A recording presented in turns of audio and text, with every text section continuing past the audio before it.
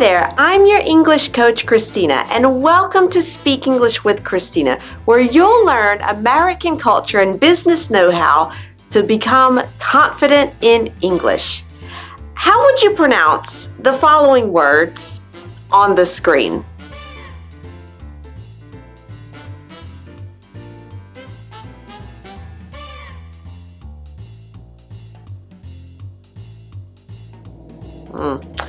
Pronouncing the letter I can be messy in English, so let's try and figure out some rules that can help you.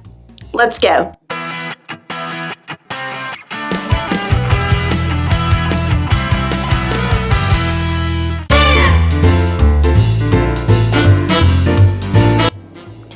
You can pronounce the letter I in several ways. Sometimes we pronounce it E in four main cases.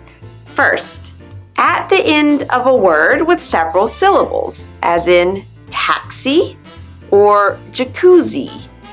Second, when I is followed by a vowel, as in studio, audience, curious. Third, when I is followed by an E, a C, then another silent E, as in peace, niece, or believe. Okay, that's a V on that last one. And finally, fourth in ing, as in finger, acting, eating.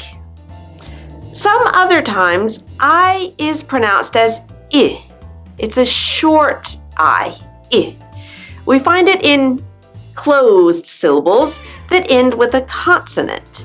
For instance, one-syllable words such as sit, big, or missed. Or in longer words where the letter I is followed by several consonants in a row, especially when they're doubled, as in spinner, bitter, beginning, or bewildering. And finally, a third way to pronounce I is like I, a long I. And we find this in open syllables, such as when the letter is followed by a consonant, then a vowel, and especially a silent E, as in smile, wide, rising, timer. We also use long I before a silent G or silent S, as in light, might, sigh, sign, or island. And at the end of one-syllable words like pie, Wi-Fi, hi, or the letter I.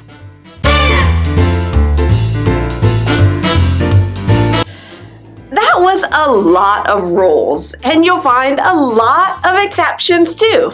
It's English. But let's clear out a few of them right away.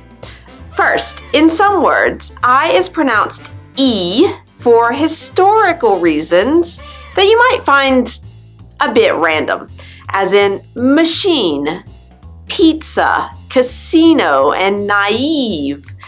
Second, when the I is at the end of words that are plurals of Latin words, we pronounce it I. Words like cacti, fungi, or octopi, for instance. Not words you'll use every day, but good to know, and you can impress your friends.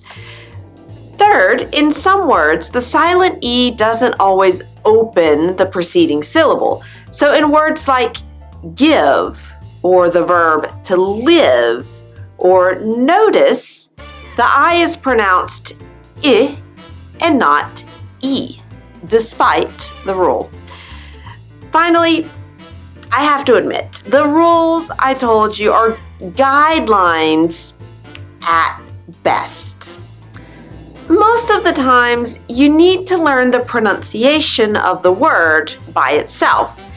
You could learn each rule, but at some point, it's harder to remember the things that explain the differences in pronunciation of Christ versus missed, itinerary versus iteration, child versus build, possible versus Bible, line, linen, bison, vision. You'll have to practice a lot, to listen to a lot of English, and to figure out which I is pronounced I, E, or I.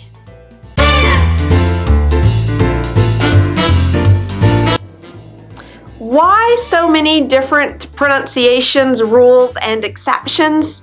Well, these different pronunciations have a simple explanation. They're not from the same language. Indeed, in English, the spelling of words often comes from Middle English, the language of medieval England.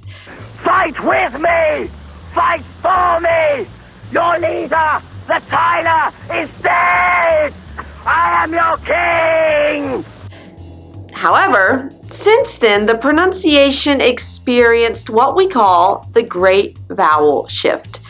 Over a few centuries, English people progressively changed a lot of their pronunciation to build what's now our modern English language. They stopped pronouncing the E at the end of words and double consonants, for instance, but they still kept the spelling. So don't worry. If you find the English pronunciation difficult, it's not your fault. You're only a victim of a giant medieval prank designed to make you struggle. Well, I have one very effective tip for you. Your best friend to improve your vocabulary and pronunciation is your notebook. If you carry a small notebook around as you practice the English language, you can write down the spelling and the pronunciation of any new word you find. Now, tell me, did you know how to correctly pronounce the words in the list at the beginning? Write your answer in the comments, and I'd love to hear from you. And if you want to immediately understand 12 everyday expressions that Americans say fast, get my free pronunciation and comprehension lesson with exercises. Just click the image below. And of course, subscribe to my channel so you get a new English lesson each week. Thanks for watching Speak English with Christina, and I'll see you next time.